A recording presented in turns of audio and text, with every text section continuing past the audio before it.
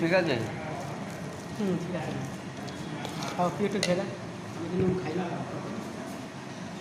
দেখুন এখানে আলুর চোখা আছে, পেঁয়াজ বাটা, এই পেঁয়াজ ভাজা আছে, সব কাঁচা লঙ্কা ভাজা আছে, এটা দিয়ে মাখা হয়েছে।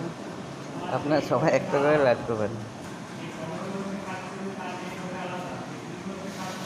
আমি রবি মণ্ডল, কল্যাণী নদিয়া 1 নম্বর ওয়ার্ড, নেতাজি হল। হ্যাঁ, বলো বলো ডাক্তার রুই মণ্ডল, শুধু রুই মণ্ডল বলতে পারে।